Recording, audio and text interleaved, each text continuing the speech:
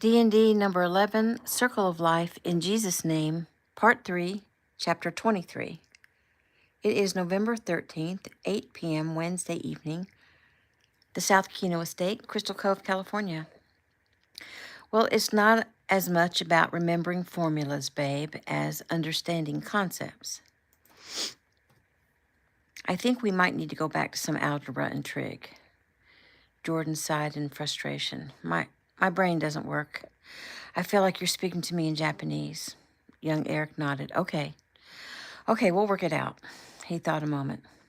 Let's apply some math to something that interests you, like, let's calculate your bat speed. Jordan blinked up at him. Okay. He pulled out a fresh sheet of paper and started writing down variables. They worked for another hour, and finally, in tears, Jordan rose from the kitchen table, grabbed her crutches, and headed upstairs. Young Eric watched her go and sighed. Gabe and Taylor, sitting across from them, glanced up at Jordan as she ascended the stairs and then back at Eric. Maybe I'm a bad teacher, he mumbled. Gabe shrugged. Some people just struggle with math. Teach me something. Eric nodded and wrote out an equation. Can you solve this? Gabe looked at it and frowned and asked a couple of questions about formulas and worked on it for about 5 minutes and handed the paper back to Eric. Young Eric looked it over and nodded. That's correct. Gabe shrugged. But I wouldn't have gotten it if I didn't know the answers to the questions I asked you. And maybe the difference is Jordan doesn't know what questions to ask. Eric nodded. So, she doesn't know what she doesn't know. Gabe nodded. Taylor decided to put in her 2 cents worth. Maybe she needs an actual math tutor, one whose mind isn't so far advanced, one who can teach her what questions she needs to ask. Young Eric frowned. I feel bad that I'm not able to teach her. You can teach her, Gabe affirmed. Just go way back to the basics and don't assume that she knows anything. Well, I don't want to talk to her like she's stupid. That will upset her. You can assume she doesn't know something without sounding degrading, Gabe answered. When you're teaching Nate stuff, you assume he doesn't know anything because he's only 2, but you also don't talk to him like he's dumb because you know he's not. So just adjust your attitude. Eric smiled.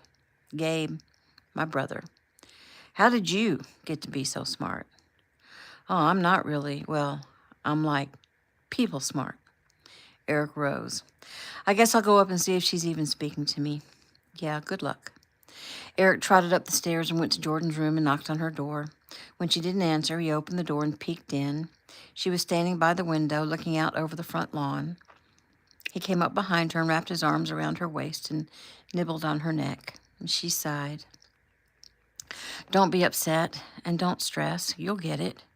She shook her head. The exam is next week. What is wrong with me? Nothing is wrong with you. You're perfect. Obviously not. I'm just not teaching you right. You'll get it. Don't stress. She sighed. Think about something else right now. Like what? Well, you girls are having a fun night on Friday. She smiled.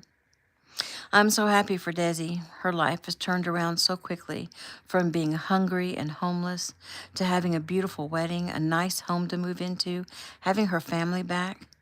I'm so happy for her. And her sister is so sweet and so dynamic. Did you know that she's studying to be a minister at Biola? Yeah, I heard that. She sighed. Maybe I should switch degrees to something that doesn't require math. You could. What was your motivation behind your business degree? I mean, I know you wanted to open a medical facility using Aunt Jeffy's protocols. Is that still your passion? I don't know. My life has changed so much since I first started school. I feel like a different person. My motivation behind that degree was because my father died of cancer. And Dr. Keno's protocols are changing the world, and I thought I wanted to be a part of that. And you don't anymore? I'm not sure. I thought I had to get educated, go to college, get a degree to be successful. But there are a lot of really smart people who are doing amazing things without those college degrees. And lately, All I hear about are all the political agendas being thrown around on campus, and they're all so hateful. And I'm feeling very discouraged and like empty. Not in life, just when I think about going to school. He turned around to look into her eyes. Do you think that maybe you feel this way because you were assaulted on a college campus? Or, I guess, close to the campus? She shrugged. Maybe. I know I felt actual fear when I went by the apartment today, even though Agent Wyatt was right beside me. Her body shuddered, and he pulled her to him and pressed her head against his chest. I'm sorry, baby. I'm sorry that happened to you. I'm sorry it's in your head. It's not been very long. You will eventually get past it. Will I? Yes. And I imagine it would help if a certain guy would leave you alone. She looked up at him, surprise on her face. Agent Wyatt told you? He nodded. Maybe I'll tag along with you tomorrow. Would you do that? Well, yes, of course. I'm sorry I couldn't come today, but I had those publicity meetings. Well, I can't expect you to come along with me everywhere I go, and Mason shouldn't expect you to either. He frowned. He said I should be with you. Oh, I guess Agent White didn't hear that part. Yes, Mason's point every time he speaks to me is that you're never around and you don't care enough about me to stay by my side, and that if I were his girlfriend, he'd never let me out of his sight, and that you don't take the time to be with me because you can just pay someone to do that. He said all that? She nodded. Do you think that's true? No, of course not. 3, you can't be with me all the time. That would be ridiculous, and you'd probably get on my nerves if you were. He chuckled. Really? Well, that's good to know. I don't mean that in a bad way, but we'd get tired of always being together, don't you think? I'd like to try to find out, he said softly in her ear. She gave a soft laugh. He pulled away. So, are you saying that you're tired of me? No. I'd love to spend more time with you. I'm excited that now that the challenge is over and you don't have to train all day and be in bed by 9, then we can do more things together. Or what would you like to do? Anything. Everything. He nodded. Well, we are going to that concert a week from Friday. That'll be fun. I'm really looking forward to it. And right after that, we're headed to Georgia. Are you looking forward to that? So much. I just wish I wasn't going to be so cumbersome with this cast on. Well, I'll carry you piggyback everywhere we go. Ha ha, 'cause that won't be cumbersome. He smiled. Did your mom decide if she's coming? Yes, and she is. My mom and the kids are really excited. Like me, they've never been anywhere. You know what? We might need to take them shopping. Why? To make sure they have all they need for traveling, and it's colder in the winter in Georgia. They have actual seasons there. It's cooler here in the winter, he smiled. You're right, but there it gets down into the 40s, even freezing, so they might need a coat or jackets. Let's make a list, and let's buy the kids and your mom new outfits, just for fun. She smiled. That sounds good. What else do we need? I mean, for travel? Well, it would probably be easier for you to do a search of things to bring when traveling in the U.S. Okay. So do that and decide what you'll need out of those things, and then we'll get them, and we'll get new backpacks for everyone to carry on the plane. And if you haven't ever traveled, I'm guessing you'll need luggage. Her eyes opened wide. Oh, I didn't even think about that. Isn't that expensive? He frowned and sighed. She smiled. Oh, yeah, sorry, old habits. She broke free from his embrace, went to the table next to her bed, grabbed up her laptop, sat down on the bed, and did a search. He sat on the bed watching her, pleased that her mind had jumped to other things than math. Look, there's a bunch of packing lists already put together for people. He smiled and nodded. Travel pillows. We don't have those. Headphones. I have some earbuds. Toiletries, of course. Water bottles. You gave us those. Bathing suits and binoculars, huh? He laughed. If we were traveling in the summer or going sightseeing, find a list for the winter in the southeast. We'll need jackets for sure, and long sleeve shirts or sweatshirts, hats, even gloves. Wow, we have a lot to do. He laughed. We do. And I'll have time to do it with you. She smiled. All I have to do now is get past these exams. He nodded. You will. And I think I'm going to get Aunt Jeffy to help you. Jordan thought about that idea. She just had a baby. She doesn't have time to help me. She's an amazing multitasker. Until then, he took the computer from her and set it back on the table. Go in the bathroom and get out of those jeans and get comfortable. She looked into his eyes and nodded. Rising, she headed to the bathroom, grabbing up her nightshirt as she went. She came out a few minutes later, her hair down and brushed, her teeth clean, her face washed, and wearing a faded pink nightshirt with hearts all over it. He smiled at her as she came and sat down beside him. He touched her nightshirt. How old is that? Very old. Why, is it that bad? No, it's kind of cute that way. It's all faded and stuff and has, what is that, black marker on the shoulder? She giggled. Yes, I fell asleep doing homework. I think we'll also get you a new nightshirt for our trip. I'm not used to getting things I can do without. I understand. And I love how unspoiled you are, but I want you to be a little pampered every once in a while, and a nightshirt or even a pretty nightgown is not very much pampering. Oh, I get it now, she said. You want to see me in some sexy feminine lingerie. He pushed her back on the bed and lay down beside her. You see right through me. Gently running his hand over her hair, along her cheek to her shoulder and down her arm, he gazed deeply into her eyes. When we're married, I'm going to give you everything. Her eyes opened wide. What? What did you just say? He blinked. Was I talking out loud?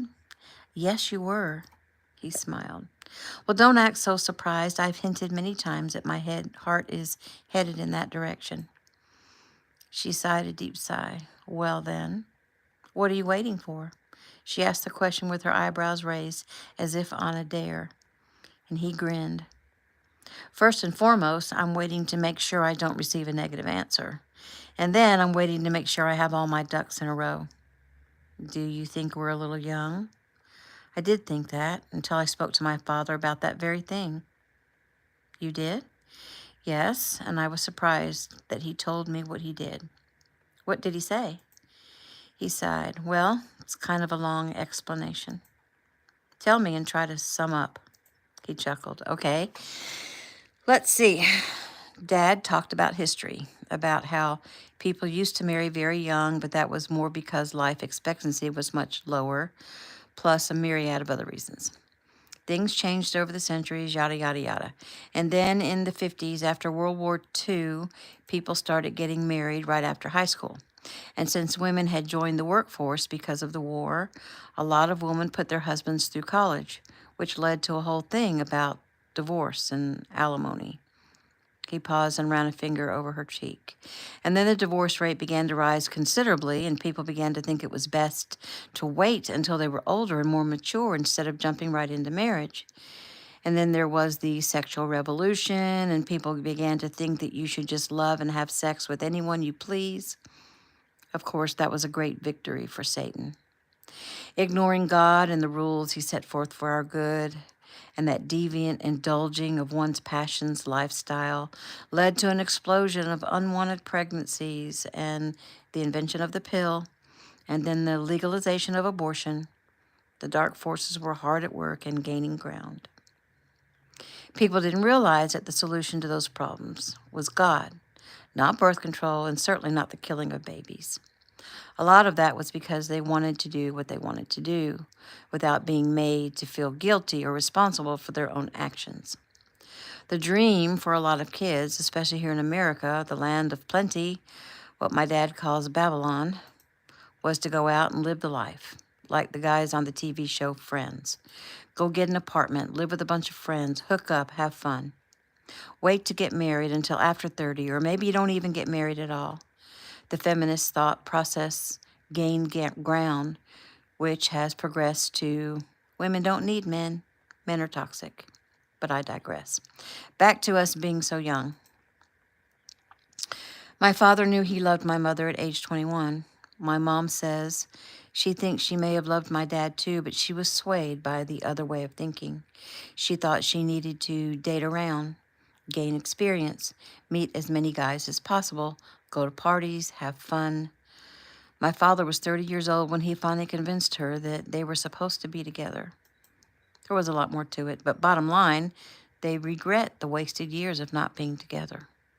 My mom feels sure that she'd have several more children if she hadn't been so blinded by this thing that you had to wait until you're older to get married. Jordan sighed.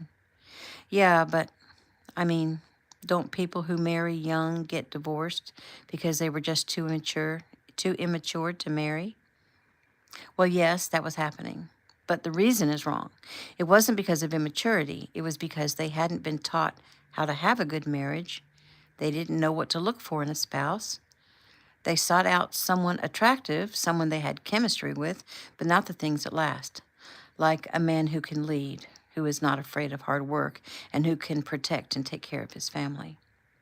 They sought meaningless or shallow things, like money, prestige, chemistry. They forgot that men and women are different and play different roles. But mostly, the most important thing, they weren't taught to have God in their relationship and in their marriage. Well, Jordan began, some people think it's okay to believe different things in a marriage, to allow each other to have their own opinions and their own religions. See, you're mixing it up. First, it's okay to believe different things, like their favorite colors, their favorite foods, stuff like that. If they think it's okay to have different beliefs about God, then that's because they think that God isn't important. You know, like, who cares what my husband thinks about God because that's not a priority in my life? They think it's no more important than what color they want to paint the living room. But Jordan, you would care when you realize that because your husband loves God and wants to be a godly man, then you'll know he would never cheat on you and he will work hard to support and protect his family. You'll be able to admire and respect him because he would try to be the best person he could be. Because he doesn't lie. He doesn't lack faith. He's positive. He prays and asks God for guidance, and he's humble. He curbs his temper. He is patient. And the same for how a man looks at a woman in his life. If she's a godly woman, then he knows she will not cheat on him. She will work hard for their family and to support him in his endeavors too. They will be a real team. They'll follow God's laws together. Jordan nodded. And like we talked about before, God's laws are not to restrict us. They are to protect us. And living by those rules brings happiness, real happiness. Good times don't always bring happiness. Right? Just ask Alec and Desi. Jordan sighed. So, Jordan, I love you. And I believe you love me. But that love won't last if we don't have God in our lives because, well, what is love? It's more than just a strong sexual attraction. And that's another thing Dad talked about. We can't marry young because we're eager to have sex. So we are too young. He smiled. No, that's not what I'm saying. I'm saying we love each other, and one of the reasons we do is because we have respect and admiration for each other. And if I love God and try hard to live according to God's will, then that love you have for me could grow because you would also have respect and admiration for me. It's hard to love your spouse and be true to them when you have no respect or admiration for them. It has to be more than just a sexual attraction. She nodded. I think I get it. Like, you're hot, 3. But would that really matter if you lied to me about something or if you didn't bother to go to work and support our family? Exactly. If I was lazy or slothful, you would eventually lose respect for me. You would try to hold on because you remember the love you had for me, but the admiration would be gone. And eventually, you would feel that you were trapped living with a horrible person. But if you know that because I try with all my heart to live as God would have me live, which is upright and hardworking and on fire for God, then you'll know that's not going to happen. But 3, people go through hard times. Right, they do. I recently did, and you are right now. But because you know what I believe, you know I'm going to work hard to get back on track. And you'll help me do that because we're a team. And you know I would help you through anything because I believe that's part of my duty as a man of God to take care of my loved ones. And I love you, Jordan. Why? He smiled. Well, it's not just because you're gorgeous and hot and I totally am attracted to you. I mean, that's how it started. But almost immediately it was easy to see that you were honest and strong, hardworking, humble.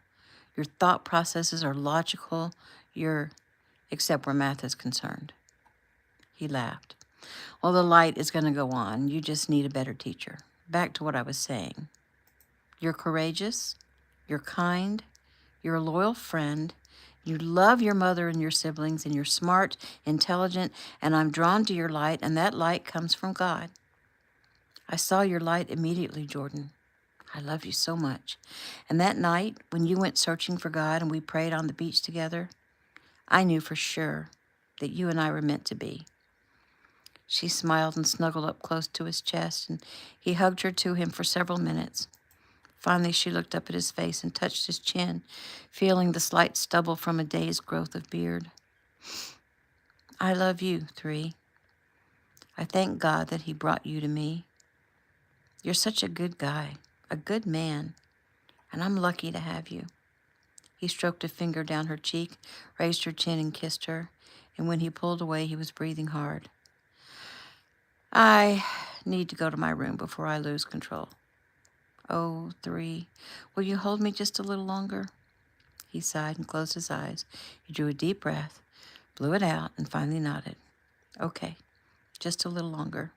She cuddled up against him. 3, she murmured.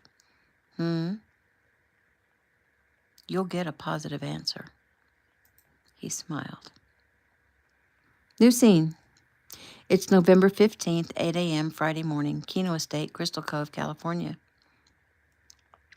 Shelley sat at the vanity in her bathroom using a wide-tooth comb to go through her thick, wet curls. Eric stepped out of the shower, wrapped a towel around his waist, and came up behind her. She smiled up at him in the mirror. Let me help, he said softly. He took the comb from her hand and ran it through her hair until no tangles remained. He set the comb down and placed his hands on her shoulders. My beautiful Shelley girl, I never get tired of looking at you. She gave a soft laugh. Right back at you, Eric. Her eyes quickly ran over the large scar on his chest. She stood and turned to face him and softly ran her hand over it. Does this hurt? He put his hand on hers to still it. Not in the way you mean, but it's killing me that there's no time to let you finish exploring my body. She smiled. Aw, Eric, it never gets old, does it? Even though we do. Well, I'll never get tired of loving you, Shelley. By the way, you did a great job in our training this morning. She smiled. I've been working extra hard. I need to be stronger to keep up with the kids. See, that's what I love about you. Instead of complaining that you're unable to keep up with them, you do something about it. And it appears to be helping because I noticed this morning. He bent down to kiss her, and she reciprocated. He lifted his head. So, what is the schedule again today? Melody has the kids in the music room right now. She promised to teach them a song. I'm going down to make breakfast, and then Melody and Angelina and I are leaving for the day. The schedule after I leave is up to you. However, what usually happens on Friday is playtime outside or a trip to the park, a martial arts lesson, some kind of art or craft project, and of course some lunch in there somewhere. And then I'll be home in time to cook dinner so that you can go off with the guys. She smiled. Did they ever decide where? Eric nodded. We're not going to go get plastered if that's what you're asking. I'm treating them all to a big steak dinner at the grill. We'll toast the groom for a few times, and then we're all headed home to get a good night's rest for the big day. Sounds lovely. What are you ladies going to do all day? Well, I know there's going to be a massage, a manicure, a luncheon, and then we're going to some kind of dance club called the Lumberyard, and then... Wait, what? Shelley's eyes twinkled. I'm just kidding. I wanted to see if you were actually listening to me. Eric chuckled. Have I ever not listened to you? No, but that's because I keep you on your toes. You absolutely do, my love. He kissed her softly. What do you say we lock the bedroom door and play around? He raised his hand at the sound of the front door alarm. Giggling, Shelley grabbed his towel and jerked it away. I'd say we have no time. You better get dressed. I think we have company. He sighed. Shelley slipped on her shoes and left the bedroom. She went straight to the kitchen and found Jojo with his head in the refrigerator. What you looking for, sweetie? He turned. Hey, Grandma. He closed the fridge door and went to kiss her cheek. I'm looking for some of those chocolate breakfast muffins you usually have. She smiled. They're in the plastic container way in the back on the bottom shelf. He looked again and found them. Pulling out the container, he set it on the counter and dove in. Grab the eggs out of the fridge for me, Shelley ordered. You want to stay for breakfast? Well, I already ate breakfast at home. Logan and I both did, but I bet we could do a little second breakfast. Logan's here? Jojo nodded. He went downstairs to find Melody. Shelley smiled. He likes her, doesn't he? Who wouldn't? Meanwhile, downstairs, Logan stood outside the music room, peeking in at an adorable scene. Melody and the children all sat in a circle. Each child had a percussion instrument, a tambourine, maracas, a triangle, sticks, and a bell. She was teaching them, You Are My Sunshine. She was clapping her hands to the beat as she sang the song, and they were trying to play their instrument the same time she clapped her hands. They came to the end of the verse, and she clapped her hands. That was awesome. You guys were so good. Hold on. And now we're going to learn some of the words. When I stop singing, you have to say the next word. Let's try. Ready? You are my sunshine, the kids half yelled, half sang. My only sunshine, they all yelled that time. You make me happy when skies are gray, they screamed. She put her hands to her ears. Wait a minute, wait a minute, wait a minute. Are we singing this song or screaming this song? Screaming, screaming, they all yelled. Logan couldn't stop himself. He entered the room. The kids all jumped around, screaming his name and jumping up to hug him. He bent down to hug each one. Can I join you? He asked as he sat down on the floor next to Melody. Hi, he said with a smile. Hey, she said softly. What are you doing here so early? Jojo and I came by to talk to Granddad. About what? He shrugged. Just need a little counseling. We spoke to Dad this morning, and after he talked with us, he said we should go talk to Granddad because, that's what he does. What do you need counseling about? He smiled. You're not supposed to ask people that. She laughed. Well, maybe I can help. I'm really good at telling people what to do. He chuckled. Really? So you're saying you're bossy? Am I bossy, kids? Yes, Noah, Nate, and Manny yelled. No, Angelina and Abraham said quietly. Oh, I see we have some softies in here, Logan teased.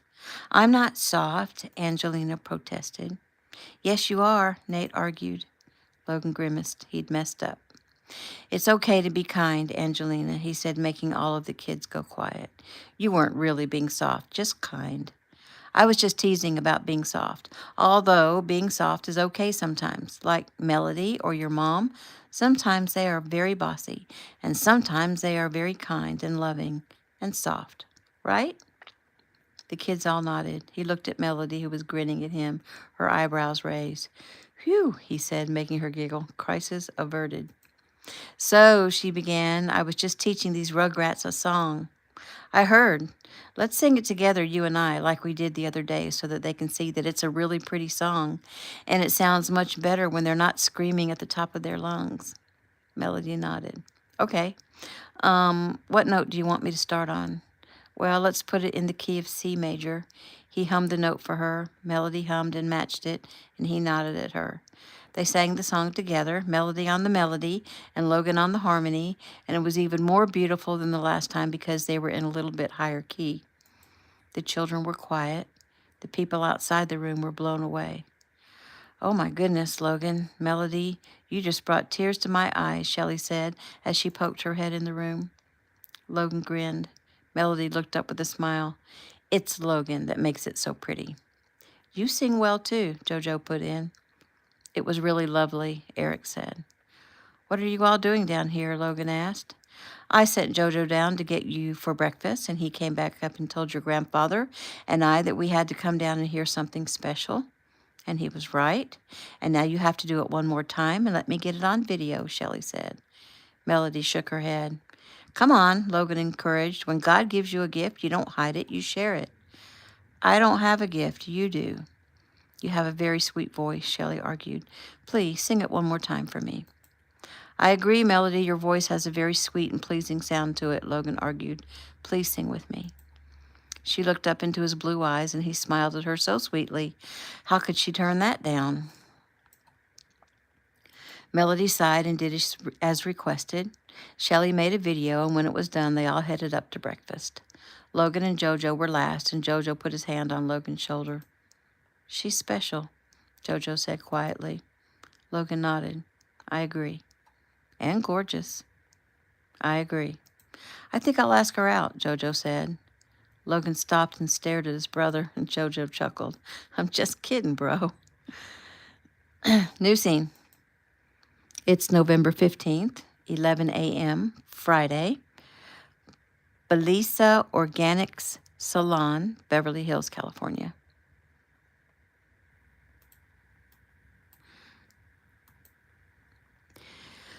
With little Angelina on her lap, Taylor reached over and squeezed Desi's hand as they sat side by side getting their feet bathed and massaged.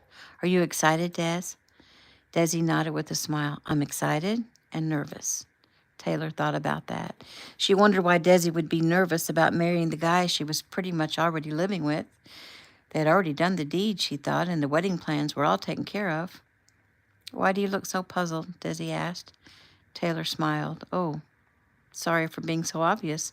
My father would not like that I was showing my thoughts like that. I was just wondering why you're nervous. Desi nodded with understanding. Right?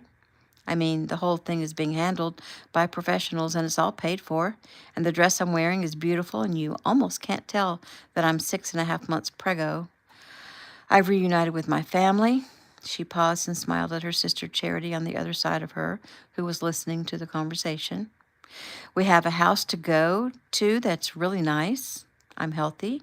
Alec is healthy. The baby is healthy. What is there to be nervous about? Taylor nodded. Are you having doubts about Alec? No, absolutely not. I am so in love with him. Charity took her other hand. Are you having doubts about yourself? Destiny sat and thought about that for a moment or two, and she sighed. I mean, I'm just a kid myself. I don't really know how to take care of a child and a husband. Oh, I get that you're young, Taylor said, but you're not dumb. Most of it will come naturally to you, like instinct. But just think of your mom, nodding at the woman who was currently chatting with Taylor's mom and Alec's mom. What about my mom? Well, just think about how she would handle things and do what she would do. And remember, now that you have your family back, you can call your mom anytime to ask her about stuff, whenever you feel unsure. And your sister. And my mom. And you have your friends from school coming to the wedding, so they'll be available for some moral support. And I hope you know that even though we haven't known you very long, Jordan and I will be there for you in 2 seconds, always and forever. And I mean that. So you're not going to get married tomorrow and go off to your little house and that's that and like, okay, bye-bye, you're on your own. We'll all be there for you. Charity smiled at the young Taylor Keno. You are a special girl, Taylor. I'm so glad my sister has you in her life. Desi nodded and squeezed Taylor's hand. She really is special. All of the Kenos have been like angels, I guess. The girls and the guys. Oh, that's sweet, Taylor said. She jumped when the woman rubbing her foot hit a sore spot. I'm sorry, the woman said. You seem to have a bruise right here. Taylor looked down and examined her foot. Oh, yeah, we were breaking boards on the beach and I had a bad hit. Charity and Desi giggled. The woman, who was actually a reflexologist, smiled. The news didn't surprise her. She was used to taking care of the Keno family, and every once in a while, one of the men would actually accompany their wives to the salon and get their feet tended to, and that was always a treat for the women who worked in the salon. Jordan came up behind Desi's chair on her crutches and leaned down to her ear. Are you having a good time? Desi looked up and smiled. I am. Are you already done? Jordan giggled. Yeah, I only had 1 foot to do. I'm on my way to do hair and nails, so did you love the body massage? I was just wondering since you were sitting up. Oh, it was still good. The lady said I was very tense, and by the time she was finished, I felt like a new person. How about you? I fell asleep. It felt really good. I decided that from now on, I'm going to get my man to give me a massage as often as possible. Taylor giggled at that and wondered how her brother would feel about that. And then she wondered how Gabe would feel about it, and she decided she would find out by asking him to massage her shoulders tonight. Jordan smiled at Charity. Are you having a good time too? I am, and it's been so nice to meet all of my sister's new friends. You've all been so kind. Jordan grinned. Yeah, that's what we do. Her words surprised herself. She realized she was thinking like she was a member of the Kino family. She smiled, and one day she would be. The thought was a beautiful one. Taylor smiled up at Jordan. She was thinking along the same lines. Jordan would one day be her sister-in-law. She was just sure of it. She looked around at the other ladies from their group. Her grandmother and Miss Angel were already having their hair washed and conditioned. Her mother and aunts Breeze and Bella and Alex's mom, Ivana, were being led back to do the same. Her Aunt Jeffy had taken baby Elijah and gone back to nurse him, and a very pregnant Kimmy had accompanied her. The newest of their group, Melody, sat quietly on the other side of Charity, getting her foot massage. Taylor sat up a little so she could see her. How you doing over there, Melody? I'm good, feeling wicked chill right now. Taylor giggled. Good. Just didn't want you to feel left out of the conversation. Oh, don't worry, I don't feel left out. I don't really like to be the center of attention.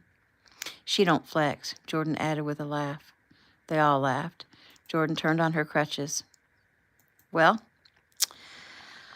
I'll see you over at the hair station.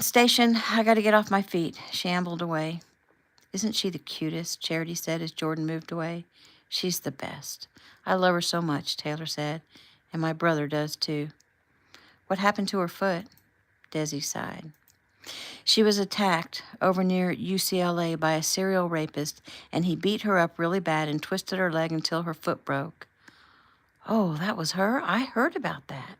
Charity shook her head. That is terrible. But thanks to her, they caught the guy, Melody put in. Charity focused in on Melody. So, Melody, you've graduated from high school? Yes. Are you going to college? I'm not sure what I want to do, so I'm just working right now. What high school did you go to? Desi asked. I went to Oakview over in the Huntington Beach area. Oh, the Davises live over in that area, Taylor said. Yeah, that's what Logan told me when he followed me home after the challenge. Logan followed you home? Taylor asked. Yeah, he said it was too late for me to be out alone and he wanted to make sure I got in safely. Well, that was sweet, Charity said. Taylor smiled. It was more than sweet. It was awesome. So how old is Logan? Charity asked. He's 20, Taylor answered. And your brother, how old is he? He'll be 21 next month. So you got any guys in the family around 25 or so? Charity asked. Taylor giggled. JoJo's the oldest of us cousins, and he's 21. Well, darn. Anyway, if you come across any guys as awesome as the guys in this family, send one my way. I'll keep my eyes open, Taylor agreed. How old are you, Charity? I'm 22. I want my toes done, Angelina suddenly blurted out. Oh, you do ya? Taylor said. She grabbed up Angelina's foot and took her shoe off and grabbed a toe. This little piggy went to the market. Angelina squealed and giggled. In the end, though, she got a tiny foot massage and toenails painted a pretty pink. Once all the ladies were massaged and manied and petted and washed and conditioned and trimmed and styled, they went to the Blue House for lunch. They were seated in a large banquet room in the rear where the tables had been pushed together for the large group. Destiny looked around at the group of magnificent ladies. Miss Shelley, Angel, Kimmy and Jeffy, Breeze and Bella Adams, Ivana Morgan, Taylor, and her mom Bree, and Jordan and Melody, little Angelina, and then Desi's own sister Charity and mom Marvinia. The females in this... Sorry, trying not to sneeze. The females in this room were the kindest and wisest women she'd ever known. Currently, they were chatting and looking over the menu. Desi felt so grateful to be able to have this moment. She glanced at her sister and smiled, and Charity grabbed her hand and squeezed it. Desi tuned back into the conversation. They were talking about their men, about Miss Shelley almost losing her husband a few months ago, about Taylor almost losing Gabe, about Jordan thinking she'd lost young Eric and how grateful she was to have him back safe and sound. They got around to Alec and how he tried to protect and take care of Desi and what a good guy he was. They moved on to talk about Mark and Joey and Jason, and then about JoJo and finally Logan and how talented he was and how beautifully he'd sung at the Keno Challenge. That led to Shelley talking about Logan and Melody singing together this morning for the children, and that led to Shelley sharing the video she'd made with the group. They all watched it and were astonished at how beautiful Melody's voice was and how well it blended with Logan's deep, mellow voice. Melody, Taylor said, please let me post this on Gabe's channel. Melody shrugged. I don't care what you do with it, but I don't see the big deal. I'm not a singer. But your voice is so sweet and so natural. Melody shook her head, obviously uncomfortable. I told you, Jordan said. She don't flex. I'm posting it, Taylor said. She did it immediately and then sent it to Gabe and let him know that she posted the video on his website, and then suggested to Gabe that he send it to Isla because Melody is only 18 and Isla would like it. The women and girls had a lovely time at the luncheon, dining on asparagus crepes, pina colada fruit salad, pecan chicken salad sliders, smoked almond cheese toast, berry tartlets, shrimp salad appetizers, broccoli quiche cups, and potato crowder. They drank ginger mint juleps and finished off with mini chocolate wafer cakes. It was scrumptious. The luncheon ended with a small speech given by both Charity and her mother, thanking Bree and her husband and son for their kindnesses and telling everyone how grateful and touched they were to each person present and how they took their destiny under their wings and protected her and healed her and, in essence, did God's work. There were tears and cheers and bonds made that would never be broken. Melody rode back to the Keno home with Shelley to collect her car, and as soon as they walked in, she heard, "Hey, Grandma," and "Hi, Mom," and "Hello, sweetheart." Shelley headed straight to her husband to kiss his cheek, but he grabbed her hand and pulled her into his lap. Melody stood halfway in the large open foyer and halfway in the giant living room. She was pleasantly surprised to find Logan there. JoJo and his dad and uncle were also there. Logan immediately rose from where the men sat in the living room. "Melody, hi," Logan said. "I didn't expect to see you today. I thought we'd be gone by the time you got back." She smiled sweetly. "Well, some of the girls went last-minute shopping together, but Miss Shelley says she hates to shop and I have somewhere to be, so we came back." She turned to look at the others in the room and smiled and nodded. "Hello, Grandmaster Keno. Hello, Mr. Adams and Mr. Adams. Hey, JoJo." They all smiled and greeted her. Mark looked at her closer than usual. This was the girl who had his son's attention. Long, light brown hair, bright hazel eyes, probably only about 5'3" or 4. He knew she was a whiz with the children and that she worked very hard for his mom, doing all of the children's laundry and all the dishes after breakfast and lunch. She had a little turned-up nose and a very sweet smile. "So where do you have to be?" Logan asked. I have to go to a football game." "What game?" JoJo asked. "Oakview, my high school. My brother plays football, and it's his last game of the season." "Oh, so he didn't play last Friday?" Logan asked. "I'm just asking because he was at the mini mart." "It was their bye week." "And the week before you were at the Brookside homecoming game," he added. She nodded. "I was working. Work takes precedence." Mark and Joey both smiled. "If we'd known you had somewhere to be, we would have given you the night off," Grandmaster Keno said. She smiled. "I know, but I didn't want to ask for time off when I just barely started working for you. That just looks bad. And I hardly ever went to my brother's games anyway because with my old job, I almost always had to work on Friday nights." Logan nodded. "So what's their record for the season?" JoJo asked. Melody frowned. "Well, I'm embarrassed to say that I don't even know." Jojo pulled out his phone. No problem, I'll look it up. He took him less than a minute, his eyebrows raised. Well, not bad. They're 7-2. So far, that's a really good season. A win tonight would make it 8-2, and they'll head to the playoffs. She smiled. Really? Okay, good. I guess I'm not a very good big sister. I doubt that's the case, Logan said. She sighed. Where are the children? Shelley asked. Eric smiled.